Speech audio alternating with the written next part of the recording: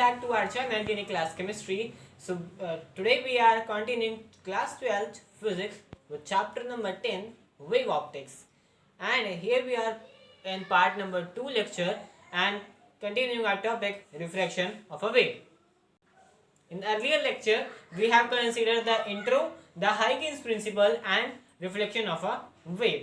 तो वेव कि अगर हम वेव कंसिडर लाइट को ऐसा वेव कंसिडर कर रहे हैं तो उसके काफ़ी फिनोमिनाज आते हैं जिसमें रिफ्लेक्शन, रिफ्रैक्शन, डिफ्रैक्शन और इंटरफेरेंस होते हैं. इसमें से रिफ्रैक्शन और रिफ्लेक्शन को हम रे ऑप्टिक्स में लाइट को एज अ पार्टिकल या एज अ रे कंसिडर करके पहले कर चुके हैं. बट अगर लाइट को हम वेव कंसिडर करें तो रिफ्लेक्शन और रिफ्रैक्शन फिनोमिनाज पॉसिबल है. तो हम रिफ्लेक्शन को पहले ही लेक्चर में कवर कर चुके हैं, तो अब रिफ्रैक्शन ऑफ अ वेव को कंसिडर करेंगे.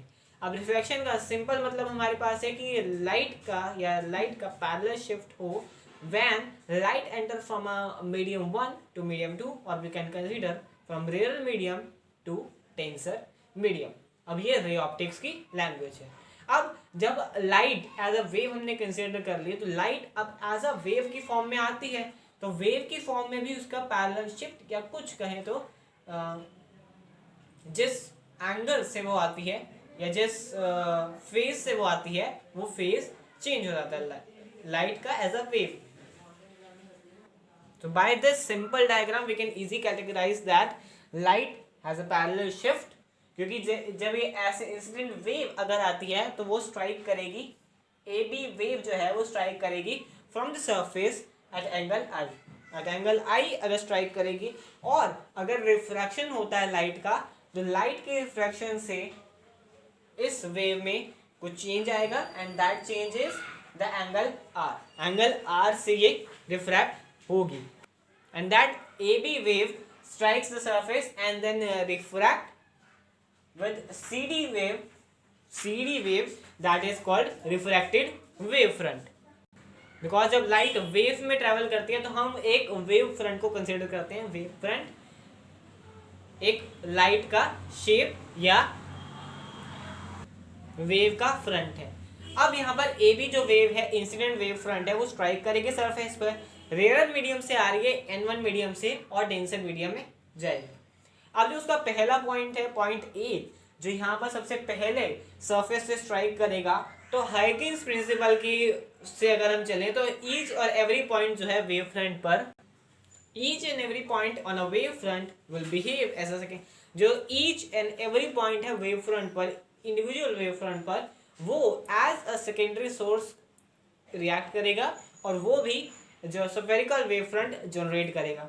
अब अगर सरफेस पहला ये स्ट्राइक हुआ है तो ये स्ट्राइक करने पे सबसे जल्दी जो हमारे पास स्फेरिकल वेव फ्रंट आएगी वो इसी सरफेस पर आएगी. तो जो स्फेरिकल वेव आएगी वो इस सरफेस पर पहले आएगी, देन उससे बाद में जब स्ट्राइक करेगा वो उस पर आएगी. तो ऐसे ही जो है यहाँ तक जो है इस बी पॉइंट जो सबसे लेट स्ट्राइक करेगा उसकी वेव फ्रंट नेग्लिजिबल ही बनेगी. उससे पहले की वेव फ्रंट हमारे पास स्फेरिकल वेव फ्रंट है वो ऐसे इस शेप में बनती जाएंगी, क्योंकि जो एट अ टाइम जो सबसे पहली वेव फ्रंट है वो तो यहाँ से यहाँ पहुँच जाएगी. बाद की जो वेव फ्रंट्स हैं स्फेरिकल वेव फ्रंट्स वो काफ़ी टाइम बाद आएंगी, इसीलिए उनकी वेव फ्रंट जो है वो कम बनेगी. अब काफ़ी समय होने के बाद अगर इन सारी वेव फ्रंट पर अगर हम टेंजेंट ड्रॉ कर दें तो हमें रिफ्रैक्टेड वेव फ्रंट मिल जाएगी. यहाँ पहले बनाई हुई है, लेकिन अगर हम टेंजेंट्स ड्रॉ करें वेव फ्रंट्स पर तो हमें रिफ्रैक्टेड वेव फ्रंट मिल जाएगी. देन जो हमारे पास डिस्टेंस कवर्ड है, एयर में डिस्टेंस इतना कवर्ड है बिकॉज एयर में जो वेव की स्पीड होती है ज़्यादा होगी, ऑब्वियस है ज़्यादा होगी. एंड इन द मीडियम किसी भी और मीडियम में जाएगी, डेंसर मीडियम में जाएगी तो स्पीड कम हो जाएगी. अब स्पीड का फॉर्मूला हमारे पास जो है, स्पीड का फॉर्मूला डिस्टेंस का फॉर्मूला हमारे पास जो है that is velocity into time. और डिस्टेंस अलग है तो हमारे पास वेलोसिटी भी अलग अलग होगी, एयर की अलग होगी वेलोसिटी और जो मीडियम में ट्रैवल कर रही है वेव उसकी अलग होगी. तो हमारे पास v1 and v2 is different. तो हमारे पास जितना डिस्टेंस यहाँ ट्रैवल किया उतना यहाँ नहीं किया, क्योंकि स्पीड में डिफरेंस है एंड डिस्टेंस में भी डिफरेंस आएगा। तो जितना v2t ट्रैवल किया है वो लेस ही होगा, क्योंकि speed of light is lesser than speed of light in air. Medium में लेसर है और एयर में एज इंडिविजुअल 3 × 10⁸ मीटर पर सेकेंड है। अब जब भी हमारे पास रिफ्रैक्शन होता है तो हमारे पास जो काम का लॉ है वो है स्नेल्स लॉ। हमारे पास जो है स्नेल्स लॉ काम का, that is n1 sin I is equal to n2 sin R। तो हमारे पास this law is useful to prove that this is the refraction of a light wave. तो इसी फॉर्मूले को प्रूफ करके हमें ये प्रूफ करना है कि वेव अगर हम लाइट को एज अ वेव कंसिडर करते हैं तो वेव का भी रिफ्रैक्शन होगा। So let's start the derivation, and we are continuing with this formula. Speed is equal to distance upon time, or we can say distance is equal to speed into time. यहाँ पर हमारे पास दो distance है, that is distance AD and distance BC। तो AD के लिए distance हमारे पास है v1t और BC के लिए हमारे पास डिस्टेंस है v2t। वेलोसिटीज अलग अलग हैं क्योंकि मीडियम चेंज है। अब हमारे पास दो ट्राइंगल बनते हैं, triangle ABC and triangle ADC। Triangle ABC में हमारे पास sine of incidence, sine of angle, incidence angle का बनता है। तो sine I is equal to perpendicular upon hypotenuse, trigonometry का सिंपल फॉर्मूला। तो परपेंडिकुलर हमारे पास है v1t and hypotenuse is AC। And in triangle ADC we have sine angle of refraction, again perpendicular upon hypotenuse, and this perpendicular is v2t and hypotenuse again AC। so equation first और second को अगर हम divide करें तो हमारे पास v1t upon AC upon v2t upon AC and AC cancelled out and we get v1t upon v2t, again t and t cancel out and we get sin I upon sin R is equal to v1 upon v2। so sin I upon sin R is equal to v1 upon v2। and अगर इसी फॉर्मूले को अगर हम और आगे बढ़ाना चाहें तो हमारे पास v in terms of refractive index हमारे पास फॉर्मूला है, in terms of refractive index n is equal to c upon v। in terms of v we can write NC और इसको हम कैटेगराइज कर सकते हैं। And from this formula we get speed of light तो हमारी same नहीं होगी, v is equal to v is equal to c upon n। और इसी फॉर्मूले को अगर हम यहाँ v1 और v2 की जगह पुट करें तो हमारे पास sin I upon sin R is equal to C upon n1 upon C upon n2 on C और C कैंसल, तो हमारे पास sin I upon sin R is equal to n1 n2। Because speed of light constant रहेगा तो यहाँ पर sin I upon sin R is equal to C upon n1 upon C upon n2, C cancel out and the final equation is directly similar to this। Cross multiplication करेंगे हमारे पास n2 sin cross multiplication करेंगे तो हमारे पास near about ये formula हमारे पास हाथ में आने वाला है। क्रॉस मल्टीप्लिकेशन करेंगे तो हमारे पास n1 sin I is equal to n2 sin R and hence we can prove this that when we consider light as a wave, the light shows the phenomena of diffraction, and that summarize the whole topic of refraction of a wave, and from medium 1 to medium 2, or either we can say from rarer medium to denser medium. How wave refracts, and this phenomena is similar to the phenomena when we consider light as a particle or light as a ray. So the refraction and refraction phenomena valid for both when we consider light as a ray or a particle, and when we consider light as a wave. And then we will do the next topic, that is interference.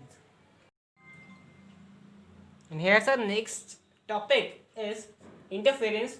Interference को समझने से पहले हमारे पास superposition principle का concept आता है, जिसको समझना इंटरफेरेंस से पहले ज़रूरी है। अब सुपरपोजिशन प्रिंसिपल हमारे पास ये कहता है कि अगर हमारे पास एक पार्टिकल है जो ऑसिलेट कर रहा है,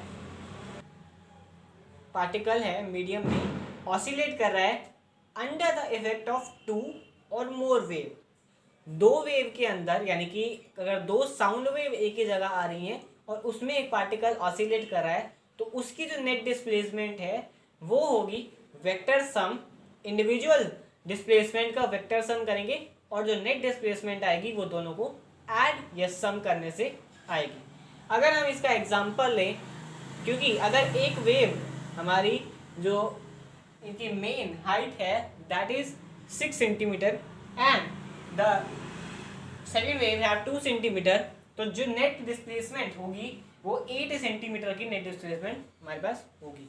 वेक्टर सम है हमारे पास मैग्नेटिक वाइज जो चीज़ें हैं वो ऐड होती हैं, तो 6 और 2 सेंटीमीटर को हम ऐड करेंगे तो हमारे पास नेट डिस्प्लेसमेंट 8 सेंटीमीटर की मिल जाएगी। दो साउंड वेव एक जगह आ रही हैं, उसमें जो ऑसिलेशन होगी, अगर डिस्प्लेसमेंट चाहिए तो वेक्टर सम निकालेंगे दोनों का और दोनों को ऐड कर देंगे and then we get the net displacement.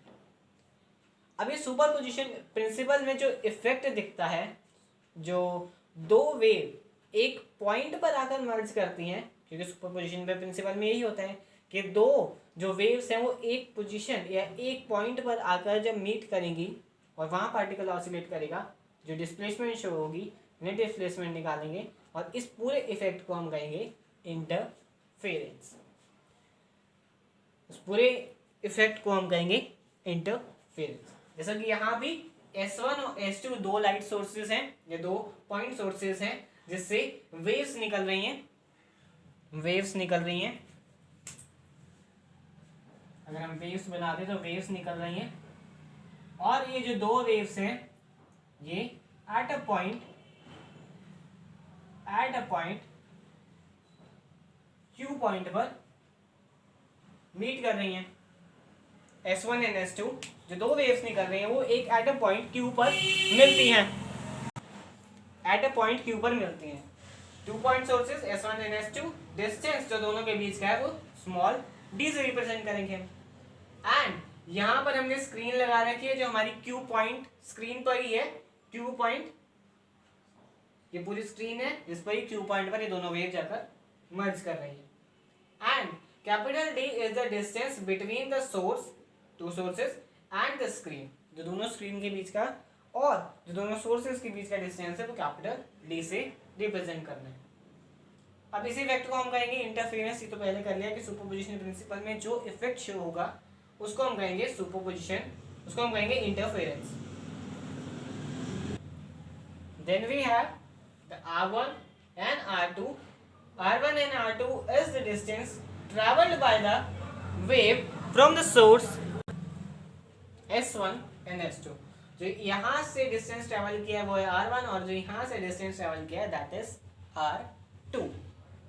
अब 11th फिजिक्स के कॉन्सेप्ट को हम उठाते हुए वेव्स का जो टॉपिक हमने पहले लिया था that is y is equal to a sine omega t plus 5। अब इस कॉन्सेप्ट को, ये वेव्स का कॉन्सेप्ट ही है, तो यहाँ पर वेव्स जनरेट होंगी, वो वेव्स इस फॉर्मूले से कैसे डिराइव होंगी उसके बारे में आगे करना है। And that simply is called the wave equation, जो अभी हम ये सिंपल इक्वेशन को यूज करके वेव इक्वेशन बनाने वाले हैं। by using that equation y is equal to a sin omega t minus के एक्स फाई की जगह फेज अगर हमारे पास हो तो हम फेज के लिए फाई यूज करते हैं, और अगर हमारे पास सिंपली वेव इक्वेशन है तो हम वेव वेक्टर और जो डिस्प्लेसमेंट हुई है वो यूज करके इस इक्वेशन में पुट कर सकते हैं। अब हमारे पास जो वेव इक्वेशन बनेगी as suppose to S1 and S2 that is E1 is equal to capital E1 that is equal to amplitude into sine omega t omega 1 t, omega is frequency या angular frequency, minus K1 R1, K1 is a wave vector and R1 is the distance between the source and the point of meeting, and phi is the initial phase or we can say phase. जो phase हमारे पास है वो represent होता है phi से। Then S2 के लिए हमारे पास E2 is equal to E2 sin omega 2t minus K2 R2 plus phi 2। अब इस इक्वेशन को लेंथी रखने से अच्छा हम जनरल इसका शॉर्टकट निकालते हैं कि साइन ऑफ थीटा जो पूरा है उसको हम साइन ऑफ फाई ले लेते हैं, sine phi phi 1 and phi 2, और we can say sine delta 1 delta 2। तो इस इक्वेशन में अगर दोनों को पुट करें तो हमारे पास E1 is equal to E1 capital E1 sine delta A1 and E2 is equal to E2 sine delta 2। Means we got the two equations and both are vectors. और अगर वेक्टर में है तो हमारे पास ये जो दो वेक्टर्स में है इन दोनों को अगर ऐड करना है तो हमारे पास वेक्टर सम आएगा, एंड वेक्टर सम आएगा तो हम वेक्टर सम लगाकर इन दोनों को अगर ऐड करने की कोशिश करें then we have, and using the vector sum addition we got e square small e square is equal to e1 square plus e2 square plus 2 e1 e2 cos delta। अब generally substitute कर देंगे capital small e1 को capital e1 से, the we got e square is equal to e1 square plus e2 square plus 2 e1 e2 cos delta, and we have the equation that I is intensity is directly proportional to the amplitude square of amplitude, and in this place we will use e square because amplitude की जगह हम e को use कर रहे हैं, तो I is directly proportional to square of wave equation. So there we have I is equal to I1 plus I2 plus 2 under root of I1 I2 cos delta, and that summarizes the interference equation or interference form. Interference equation and interference form.